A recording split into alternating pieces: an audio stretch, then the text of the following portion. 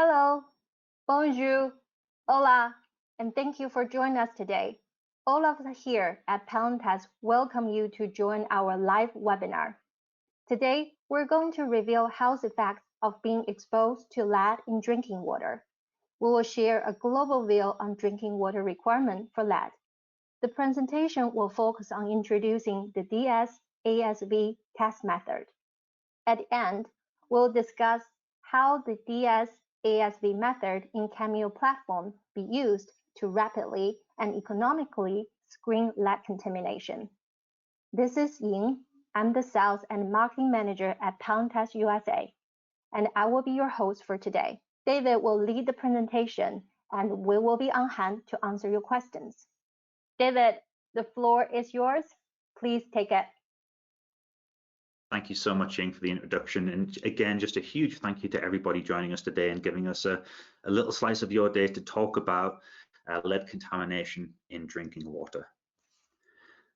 So for those unaware, Palintest was founded by Dr. A.T. Palin, and in the 1940s, he invented the DPD method of analysis for free and combined chlorine, which at the time genuinely revolutionized breakpoint chlorination and water treatment throughout the world.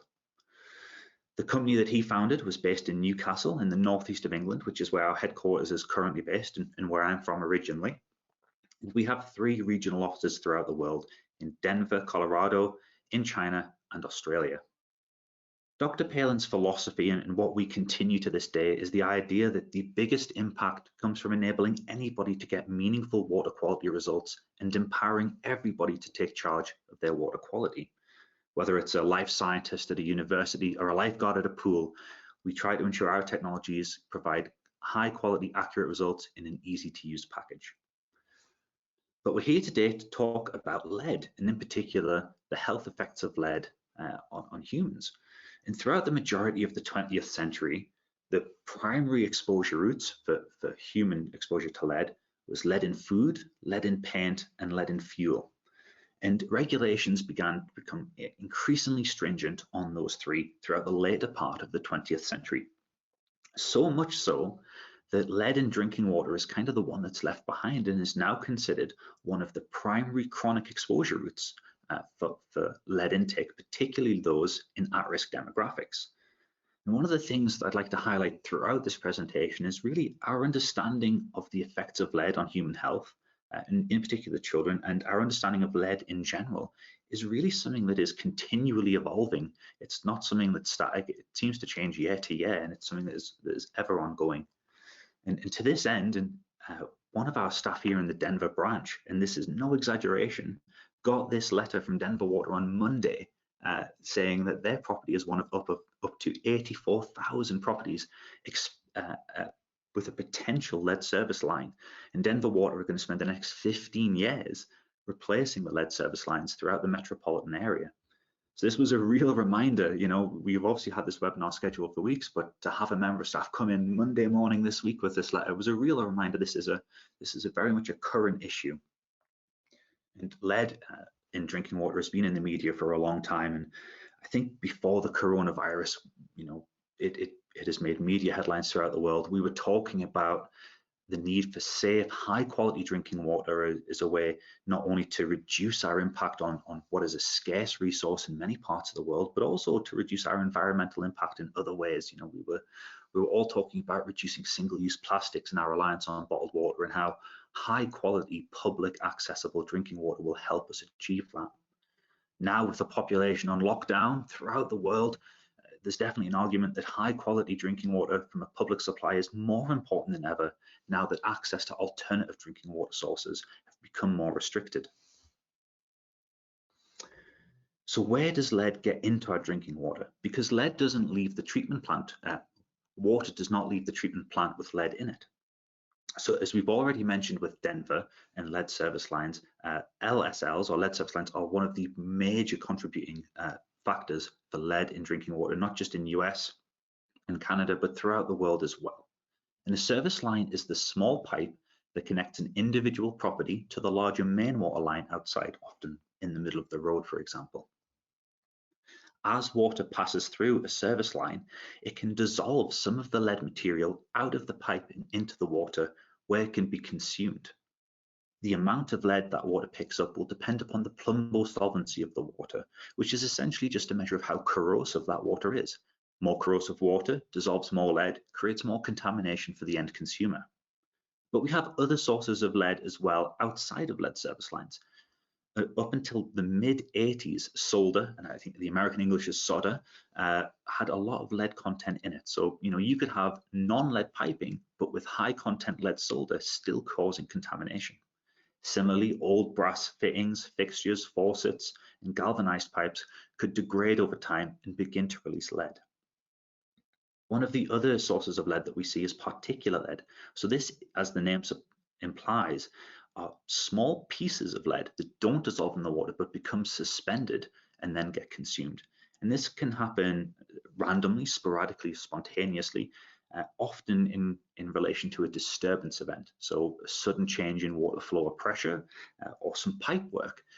What can happen is you can cause rehomogenization of a settled sediment, and if that sediment contains lead, as you rehomogenize it into the water, as you redistribute those particles, that can then go through and be consumed by the person at the end of the faucet. So what are the health effects? Now we understand a little bit about how we get lead into the water. Well, the primary risk group is children, infants, and fetuses. There is a huge amount of data that even continues to grow to this day that shows that lead in drinking water and lead in blood, once it gets processed by the body, can have a very significant neurological impact on the development and behavior of children, and is very often linked to significant reductions in IQ. In adults, lead in drinking water can increase blood pressure or cause kidney problems, so it really is a health effect for everybody. Again, coming back to this idea that this is something that's recent, I just want to share the history of the drinking water limits for lead in the UK. 50 years ago, in the 1970s, the limit was 300 parts per billion. And it was only in 2013 that we actually reduced that down to 10 parts per billion. And I think this takes a lot of people by surprise. We've obviously been talking about lead a lot more since Flint and since Hong Kong. But the established belief was this is something we've been aware of for a long time, and we've really been in control for a long time. So when people find out these limits have really only changed fairly recently, it's definitely a shock. And that 10 ppb limit in the UK came from the World Health Organization's guideline value, and many countries have adopted that as their go-to regulation limit.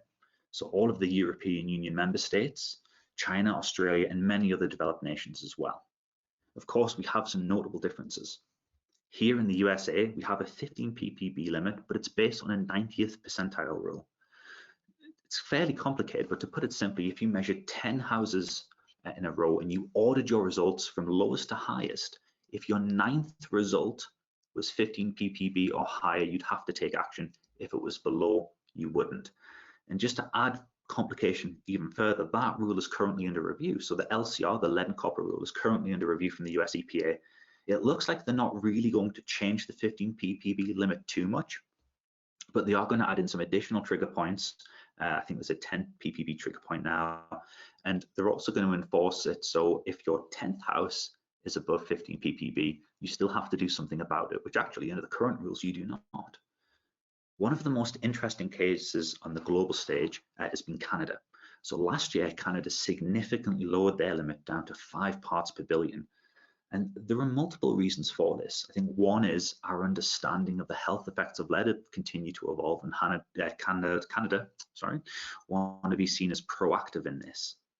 Another is understanding actually there is no such thing as a safe amount of lead. In all of these countries, everybody agrees that 0 is the real goal, and making the limits more stringent helps drive us towards that. Another is understanding the sampling limitations. You could go to a property on a Monday morning and you could measure 9 parts per billion of lead and tick that off as safe.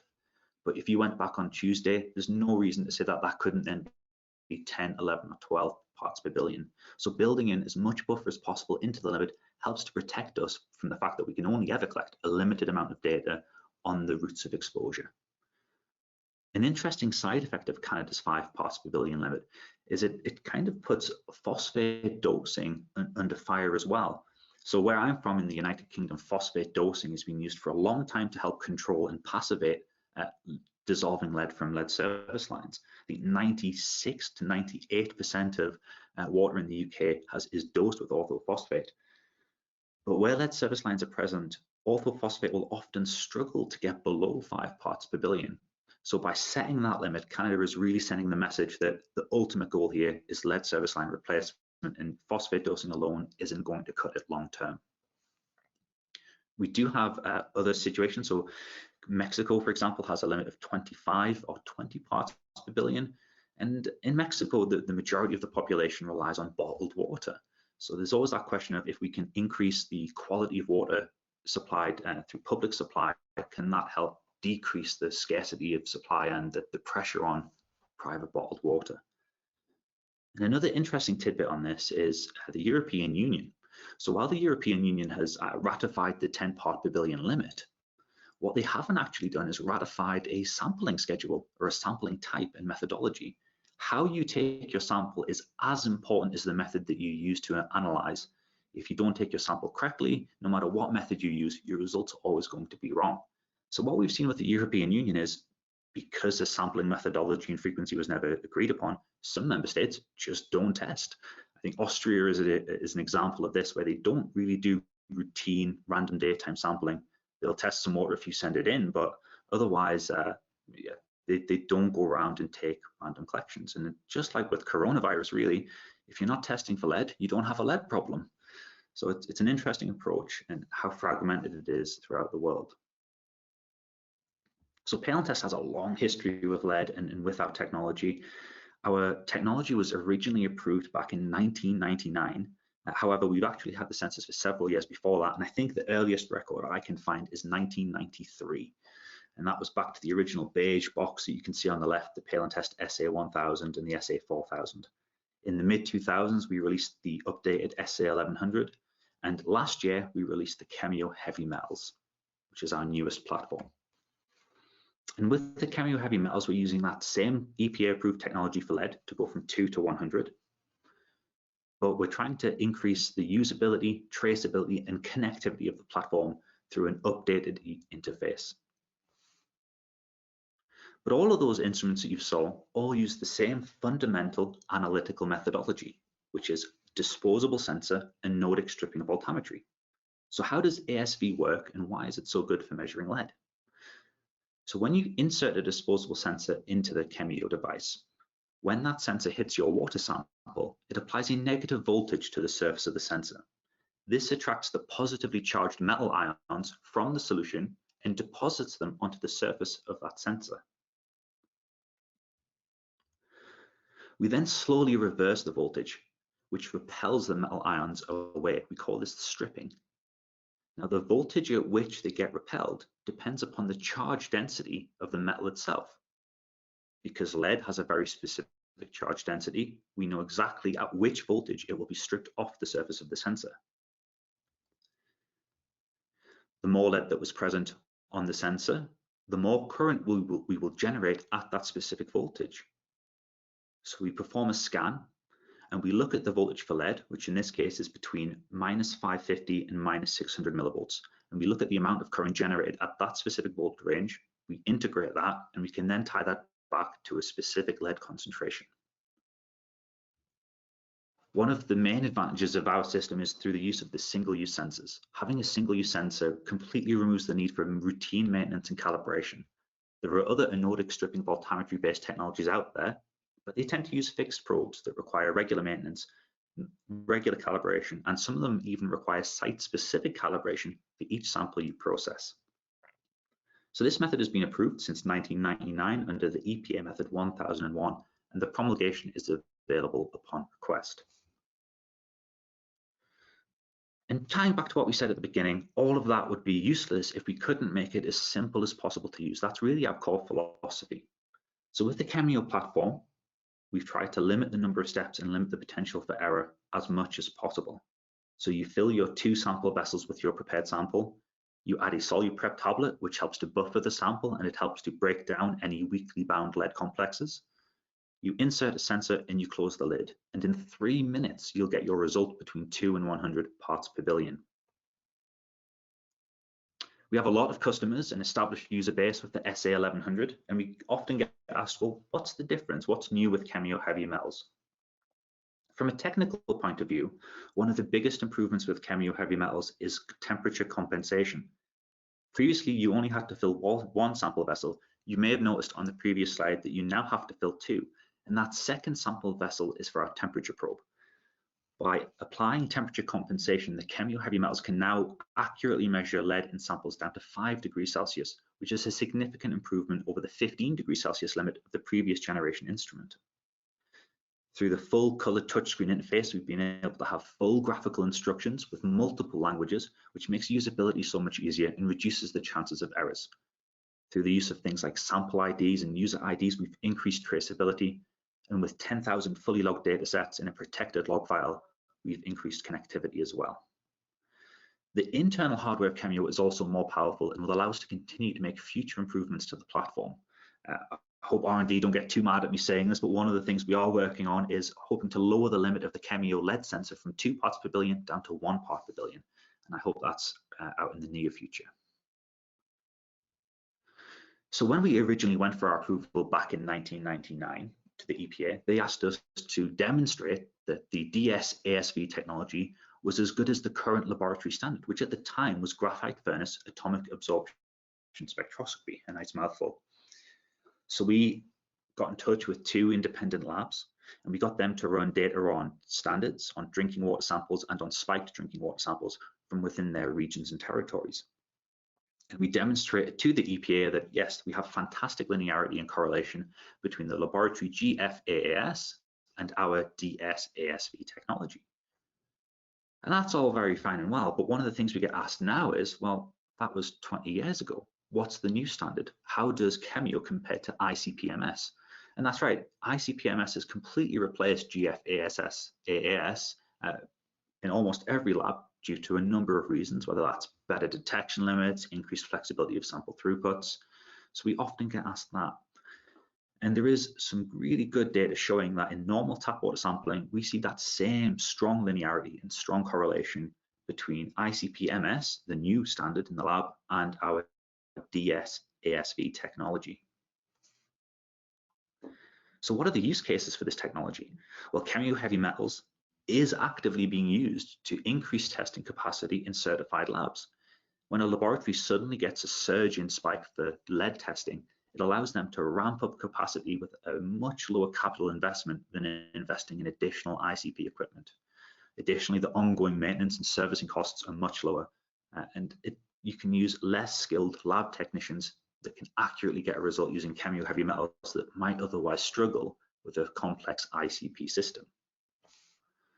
Another primary use case that we've seen for DS-ASV and the Kemio platform is in the use of on-site screening at the point of use. When thinking about a lead reduction program, the most important thing you can have is data.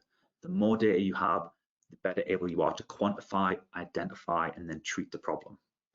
Having an on-site screening allows a much larger number of samples to be taken in a much shorter time frame, and it really accelerates lead reduction programs.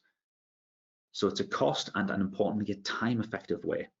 Additionally, having an on-site screen allows you to take immediate action. So for example, in a school or a hospital, when you're sampling through laboratory methods only, you would take a sample and you would typically remove that point from service until you got your result back in 1 to 2 weeks. With an on-site test, you can either immediately return that point to service or permanently remove it from service, depending on your result. But it is important to note that when we look at our customers doing field screening, most of it is for dissolved lead. So we need to understand the additional risk factors from doing dissolved lead testing only. No matter what method you use, whether it's DS, ASV, ICP, or AAS, if you're only measuring dissolved lead, you might be missing out the particulate lead portion of the sample, and you could be underreporting the total amount of lead being consumed. And here's an example from the data before that whilst in normal tap water we see great linearity, when we're doing dissolved lead only ASV testing and we're comparing it to total lead ICP, we see a reduction in response. And this is indicative of particulate and colloidal lead not being picked up on the dissolved lead test, which is what we'd expect. Does that then mean that dissolved lead screening is not effective and shouldn't be used? Absolutely not. We can manage that risk if we understand when high levels of particulate lead are likely to be present, we can construct meaningful guidelines for field testing programs. And we take a risk-based approach. And we've seen customers adapt their risk-based approach depending on their unique specific environment. So one of the risk factors we've seen to be measured is turbidity. Turbidity is a measure of cloudiness in the sample and indicates a high level of particulates. So a high turbidity means high particulates, means higher chance of particulate lead. Often we see that limit as 1 NTU, or nephelometric turbidity unit. So samples below 1 NTU would go for dissolved lead testing, and samples above 1 NTU would go for total lead testing. We've also seen people change the action limits to anticipate slight underreporting from particulate lead. So where your action limit from a federal or state or provincial guideline might be 15 ppb or 10 ppb, you might cite your internal action limit from a field test to be 5 ppb or 3 ppb to build in some margin of error from that slight underreporting from the particulate portion. Additionally, if you're aware of things like pipe works that are ongoing that can cause sudden changes in sediment suspension or flow rates, you can then say, well, actually dissolved lead might not be appropriate, and this is where we would do a total lead test. So by understanding these risk factors and by building a meaningful set of guidelines, we've seen some real success through the use of field screening on dissolved lead only. So back to that data I showed you before, in Montreal City, they used DSASV to detect lead service lines, and with an action limit of 3 parts per billion, they were able to achieve a 96% accuracy across over 400 sites. So conclusions. Lead is really still a key public health challenge in many parts of both the developed and developing world. It's still making headlines even with everything going on with the coronavirus. To complicate matters, the regulatory approach and how lead is treated differs strongly, not only from country to country, but even from region to region, state to state, and province to province. Kemio's DSASV technology is an easy-to-use, EPA-approved method that can cost-effectively increase lab capacities for labs struggling with a large influx in lead in drinking water analyses. And as importantly, Cameo can be used effectively in the field to risk assess sites for lead contamination, offering significant time and cost savings and allowing a significant acceleration in treatment programs. So before I pass back to Ying, I'm going to just review the upcoming webinars. So the one I'm excited about most maybe is next week, May the 13th. We're going to review the science behind Kemio Technology, and we've got 2 fantastic PhD chemists who are going to help us present that from our headquarters, and they're going to go really in depth about how and why Kemio Technology works. The week after that, we're going to be reviewing disinfectant in food and beverage processing, which of course has always been a hot topic. As someone from the United Kingdom, I'm always seeing headlines in the British media about chlorinated chickens and chlorinated vegetables. So we'll kind of review the disinfection best practices in those applications. And the week after that, we'll be talking about going digital in pool and spa testing and moving away from those traditional visual methods. If you'd like any more information on anything we've talked about today, you can go to palintest.com, or you can email us at palintestinfo@palintestUSA.com. So I'm going to pass back to Ying. Thank you very much for listening. Thank you so much, David, for the great presentation and the broadcast of our coming webinars. Happy spring, everyone, and we're looking forward to talking to you again next Wednesday, same time. And next week, we're going to discuss the science behind the sensor technology. 2 of our R&D experts from UK will join us. Thank you and goodbye.